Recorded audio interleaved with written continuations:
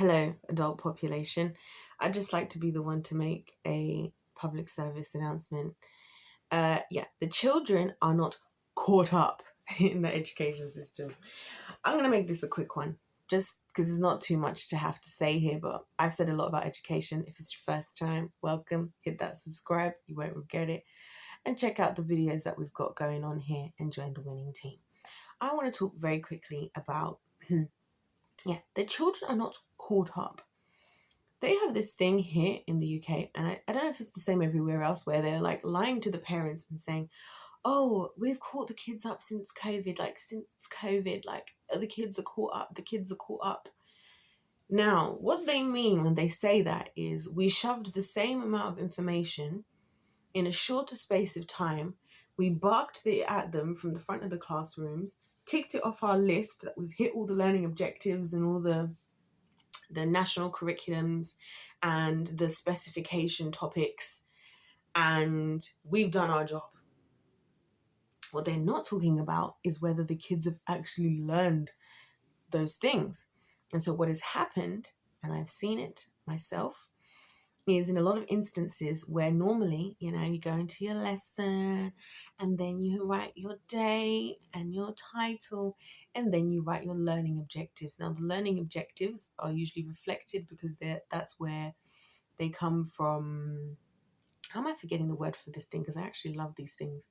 Where you get all the, literally the curriculum basically, and what you have to cover as decided by either the national curriculum or decided by the specification of the exam boards that the children will be sitting. They outline all the bullet points, but in a bullet pointed form. A lot of times, sometimes in tables, whatever, you need to cover this, and there you go.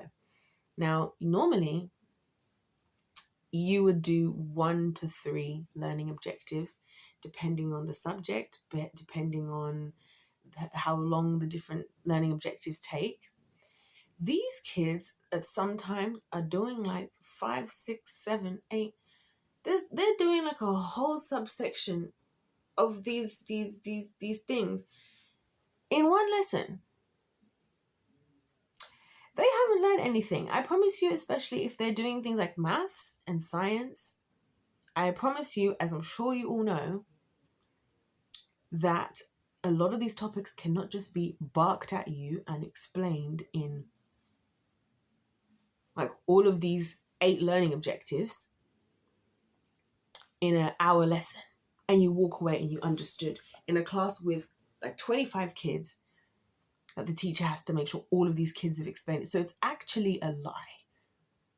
It's a lie. And it's so evident because I'm the one who's been teaching the later part.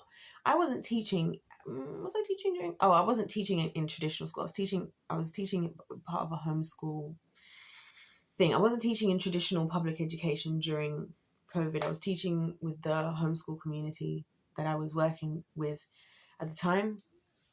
And so I wasn't a part of whatever the teaching was in the days of, when everybody was still very much learning at home and all of that. I started teaching again after that, right?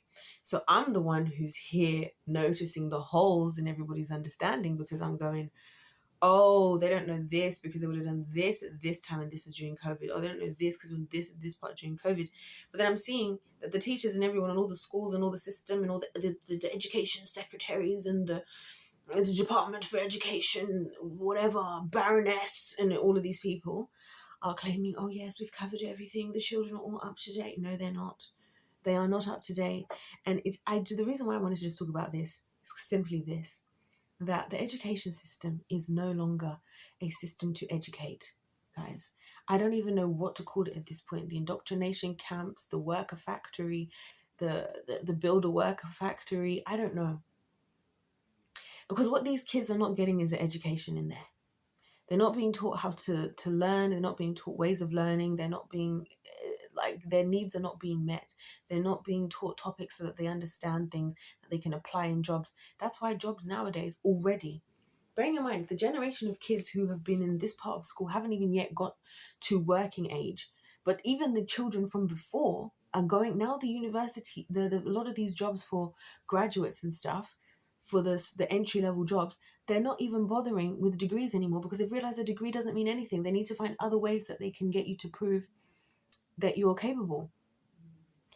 Right? Even like with me, when I was applying for jobs when I finished university, well, not when I finished, because you have to obviously apply like halfway into your third year, because then you would start like a year after that. So you have to get your applications in early. So we all were applying before, like long before we finished, for like all these graduate jobs, these graduate programs. And I remember, because my dream graduate program that I was going to do, that I'm glad I did not choose to do, and I'll explain why I'm glad in a second, was there was Rolls-Royce has this 18-month, I don't know if they still do it, they have an 18-month graduate program.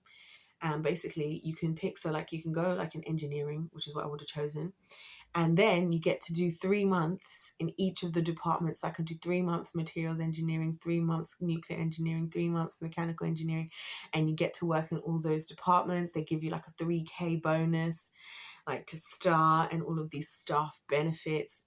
It's like the dream job basically, and to go into that at age 21 would have been insane. The reason why I'm glad I didn't pursue that is because Rolls-Royce was a company that at the beginning of COVID laid off, like I think it was like 6,000 employees, and I would have just graduated in 2018, started at the end of 2018. So the chances of me being on that chopping block were potentially quite high, because a lot of recent graduate people who went to these jobs, we like the earliest people to come in, obviously the ones who are going to be kicked out first, which is kind of fair. But I also just think that's why it's funny that I was working as an entrepreneur, and it turned out me being an entrepreneur was actually more of a safe option at the time than choosing the safe option. So that's quite funny. But anyway, I had to do entry exams to do that as well. Anyway, I had to do all these entry exams, of which I passed them all. Like I wish I'd at least applied through enough to know if I would have made it, like got the job. But I did all the entry exams. Even though I've just done this whole degree, I've just done the whole accredited degree by the Royal Society of Chemistry. So why am I now being expected to do more? Because they know that going into this, I might not have the education. When I was even at university, the first year of university doesn't count to your final grade for, at least for a lot of degrees. I think all degrees here. I don't know if it's still like that, but anyway. And because I don't teach past age 18 these days. Actually, that's such a lie, because I'm literally right now teaching somebody who's going to university. Well, that's not the point. Anyway, I don't teach past pre-university level, basically, at the moment. I would love to, but I myself know that I would have to do like a PhD first, because I would have to delve deeper again. Yeah, I would need to do like I'd seriously need to do a PhD. Anyway, I'd love to do a PhD of Rolls-Royce as well on the airplane engines. And it was this time last year, July last year, that PhD was available, and it was a paid PhD.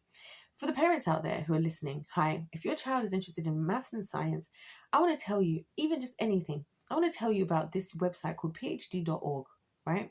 On phd.org, right, listen to this. When your child has done a degree, or even sometimes sooner, they can do these things called paid PhD. So my dream PhD was being offered as a paid PhD, as in I get paid to do the PhD and they pay for the PhD. Are you kidding me? So I could have been paid to do the PhD on airplane engines, sponsored by Rolls-Royce, that's paying for the PhD. There's no reason, there's like so little reason for anybody to be paying for education, by the way, now. Like, the apprenticeships, you know that you can, so many companies as well, again in maths and sciences for the parents out there, these are the things that when I tell parents, they're too stuck in their old ways to understand, and I'm telling them the secret to success for their children. If your child is like aged 16 and to 18, whatever, here's another thing. In a lot of maths and science-based things, you don't even have to pay for your degree either. Because guess what? Companies like GlaxoSmithKline, which I'm fundamentally against, but hey, for some people, that's the right choice. A lot of these big companies, again, do these apprenticeships now where you can do the degree and work at the company, and the company pays for your degree, and the company pays you. So you don't even have to pay for university. This is why I'm like, the parents need to start listening. And why I be telling parents is they look so uncomfortable. Like, yeah, and then they need to take out a student loan. I'm like, why are you thinking about a student loan when they can be paid and the PhD can be paid for, or the degree can be paid for, and they'll have 3 years of work in that company, and they'll be the first to be hired when the, like, oh gosh, sometimes I'm just like, you guys are so stuck in your ways. It's annoying. But anyway, yeah, all of these things, yeah, people are having to find other ways. And I think this is a part of it, that they're realizing that, hey, if we're going to need to train up our people, we need to train them up from earlier, because we're having to do, like, these degrees, this education is not doing, it's not hitting it no more. It's not doing enough. So it's going to be even worse, I predict, by the time that this current generation gets to the end, because then it's going to be like, oh, these kids, we need to do all these entrance exams because we've been told everything's been covered. We've been told this, that, and the other. But actually, we don't even have people that can get in. That actually happened when I went to university as well. They made the grade boundaries so difficult, and so many people didn't do well. Bearing in mind that I was at I was at the sixth form with the number one results in England. Hear me out. And my people in my class, right? I did chemistry, biology, maths, further maths, right? And I dropped further maths. I should drop biology. And I should have never done biology. I should have done physics. I should have done chemistry, physics, maths, further maths. But I didn't know better. I didn't know any better at that point. Anyway. And I should have gone on to do a triple freaking degree, chemistry, physics, maths. Anyway, it's fine. We did what we did. Yeah. People didn't get into university. We all got into university with less grades than what we were told our conditional offers were given for, because no one had got the grades, because no one was getting the grades, because no one was able to do the work, because nobody understood, because the system is trash. That was me before. So think about how worse it is now. That's all I have to say.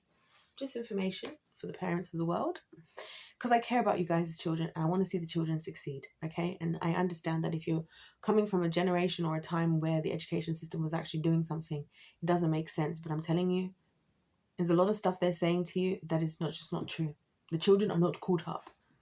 The children have had a lot of information shoved down their throat, and they're either really good at learning information off by heart. Their parents are paying so much money for them to get extra tuition, or, you know, there's some circumstances where some people, they do just learn a lot of things memory-wise, but then those kids who are really good memory-wise are the ones who are not great when it comes to the work.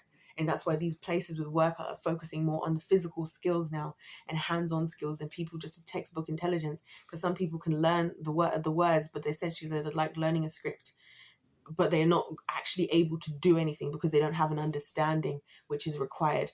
In order to be good at maths and science, you have to understand, and you have to be a problem solver. Problem solving is a skill in of itself. So if you don't have the understanding, and you're not a problem solver, when you get past about GCSE level, which is age 16, from there on out, you're not going to get anywhere without understanding. And that's why it gets very horrible for those 2 years where you're 16 to 18 and you now have the shock of your life. All of a sudden you go from, oh, just do this because we told you to, you need to understand this, otherwise you won't be able to do the questions. And then if you can get through that, when you get to the actual degree, it's actually nice and lovely, and studying a degree is a really incredible experience. Just don't pay for it, because you probably don't have to. In maths and science, find a company that does one of these. You can work with us and we'll pay for your degree, and we'll pay you, and we'll do it all. And then you've also just walked away with, at 21 years old, on top of a degree, 3 years experience in an incredible company, and you've been paid, and you're not in debt. Hello, I don't understand why people, when I'm telling them, they don't understand how good this is.